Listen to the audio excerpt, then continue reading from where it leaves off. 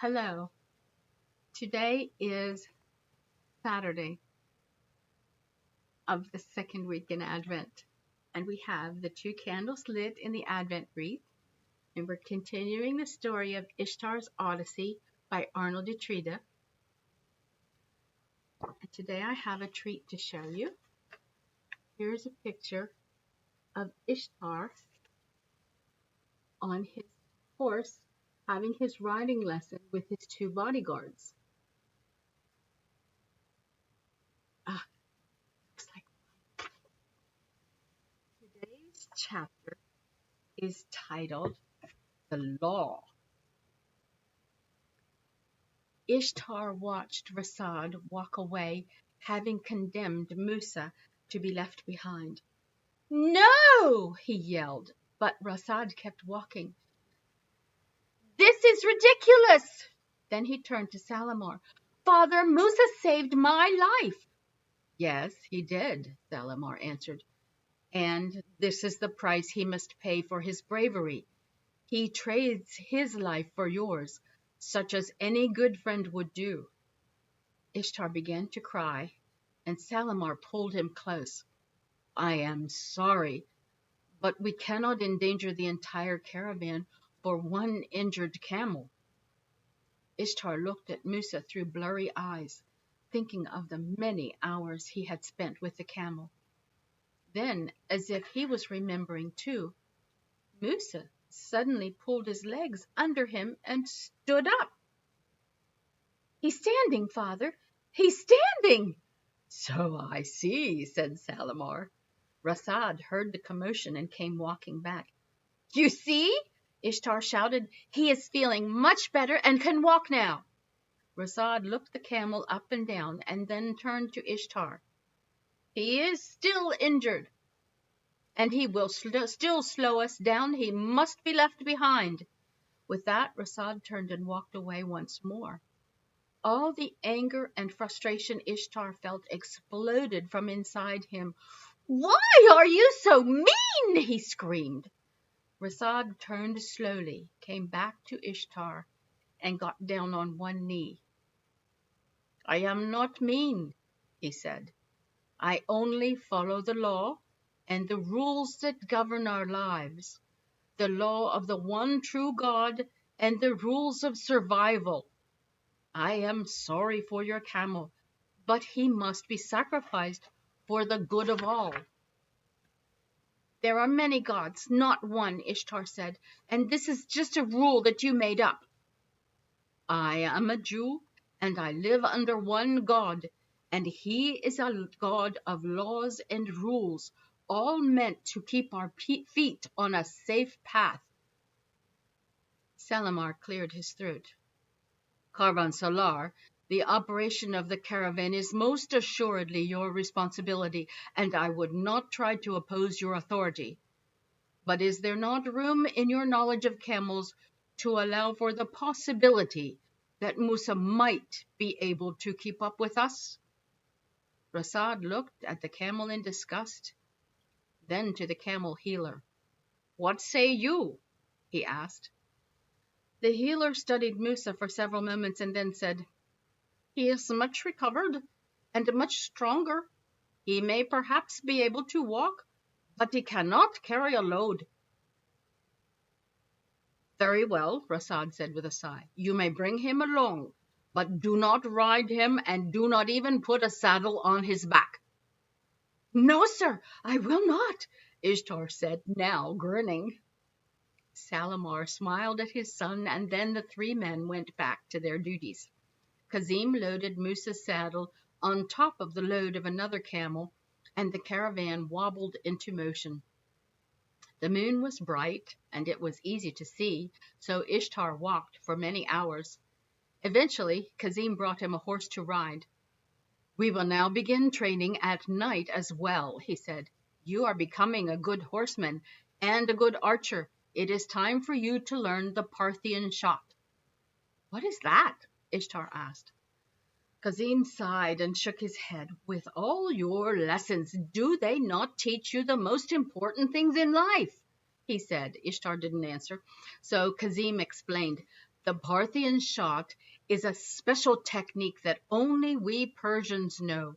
It allows us to shoot backwards behind our horse in the midst of battle. How will I see on nights there is no moon? Ishtar protested. You do not need to see. The horse will see for you. Twice each day, Ishtar changed the bandage on Musa, applying new ointment. On the third day, it was becoming routine, and Ishtar got a bit lazy. As he spread the ointment on the bandage, he yawned and sucked in a deep breath of the toxic fumes. Instantly, his head felt like it was splitting open. He held his head tightly and began screaming. You're not injured, the camel healer said after examining Ishtar, but your head will hurt for a few hours. By the fifth night, Musa was strong enough to carry a saddle, and on the seventh, Ishtar started riding him again. It was then that Ishtar thought up a plan. Father, I know how to catch the assassin. The day was young, and Salamar was in his tent reading some scrolls, but now he looked at his son with curiosity. Kazim had questioned everyone in the caravan, but had no idea who was behind the attacks on the prince. Salamar laid down his scrolls. I'm listening. Ishtar told him the plan, and Salamar liked it, and then Kazim liked it, and even Rasad said he would go along with it. The next day was the 11th anniversary of Ishtar's birth. In honor of that, Salamar canceled Ishtar's lessons and declared it a day of feasting. Whatever foods could be gathered would be prepared for the occasion. But no millet, Ishtar said. Salamar laughed. No millet, he repeated. Everyone enjoyed the celebration, held during the cool of the morning, since their days were still backwards. Salamar commanded that the entire caravan gather together, and there was singing and dancing and eating. Salamar even brought out a piece of baklava he'd held back just for Ishtar. During it all, Kazim, Varta, Mahmud, and Yazdan kept a careful watch to make sure there were no attempts on Ishtar's life. They were very obvious and conspicuous about protecting Ishtar so that no one in the camp could possibly miss them. As the sun edged toward the top of the sky, people began to get sleepy. It was time for bed. With a final cheer for Ishtar, Salamar thanked the people and then dismissed them to sleep throughout the day. Immediately, Ishtar, Kazim, Varta, and the two soldiers rushed back to Ishtar's tent. While the others waited outside, Kazim held his breath, held his nose, and entered through the flap. A few moments later, he came back out, holding in his hand a black creature.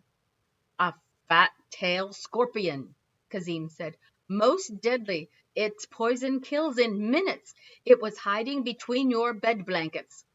Kazim said with a frown, and I do not believe he chose to hide there on his own. None of the other five were at all surprised. Then you must hurry, Ishtar said. Kazim nodded, handed the scorpion to Mahmud, and then leaving Ishtar in the care of the others, he headed out across the camp. While he was gone, Salamar arrived. Well, he said, what is the news? In answer, Mahmud held out the scorpion. Salamar simply pursed his lips and nodded. They all waited in silence, but only a few minutes later Kazim returned, followed by Faraj, the old man who had seen the man who shot an arrow at Ishtar.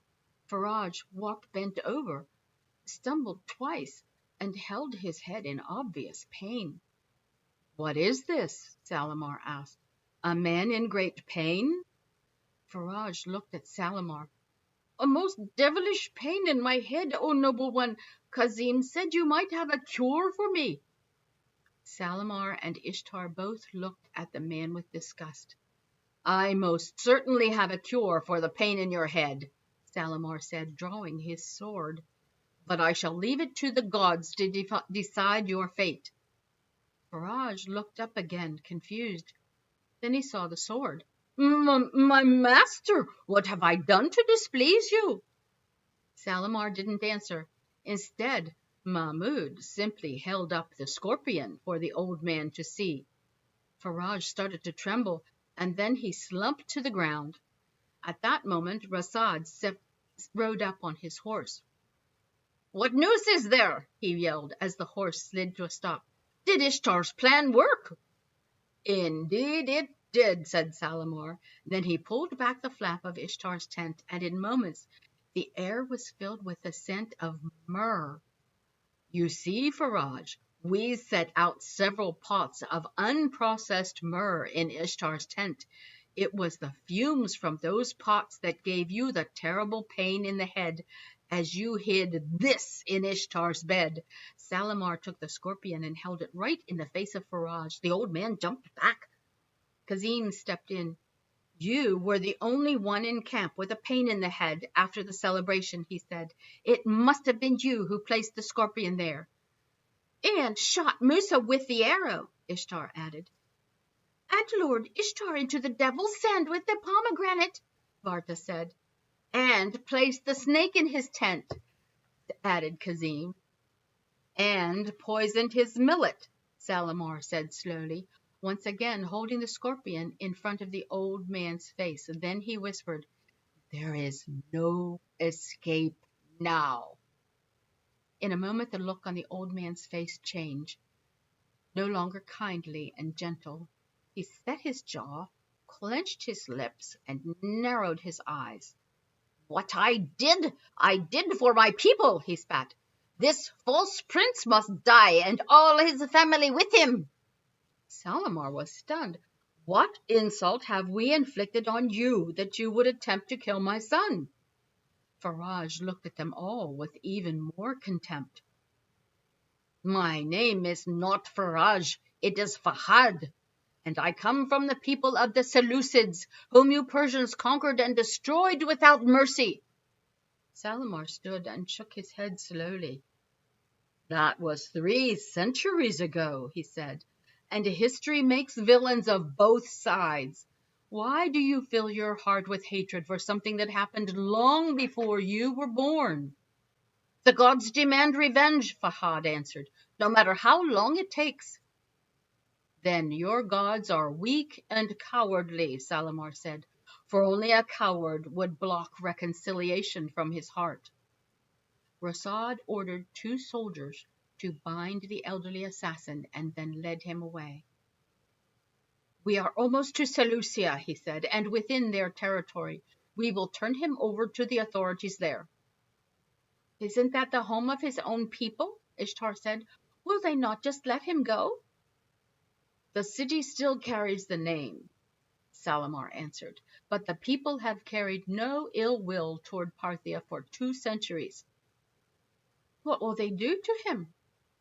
Salamar put his arm around Ishtar's shoulders. "He will be punished as their law demands. I do not know what that will be." Ishtar had thought he'd feel safer after the assassin was caught and would finally be able to relax. But as he lay his head on a pillow in his father's tent that afternoon, his own tent still smelled of myrrh, sleep would not come to Ishtar for fear of all the evil people, poisonous creatures, and deadly situations that were waiting just over the next sand dune. Rasad was right. Our God is a God of laws and rules. If those rules are broken, people are hurt. So everyone must obey all the laws all the time or face the punishment of God. But that's impossible. As the people of ancient times learned, no human can keep all the laws all the time. Sooner or later, we mess up, and then God has to punish us. Since we couldn't keep the laws ourselves, and because he did not want to destroy us with his punishment, God sent his own son Jesus to take our punishment for us, just as Salamar was ready to take Ishtar's punishment at the start of the journey. We humans used to live under law, but now we live under grace. That's a kind of forgiveness that we did not earn or deserve. St. Paul said, "For it is by grace you have been saved through faith, and this not from yourselves, it is the gift of God." Thank you, Jesus.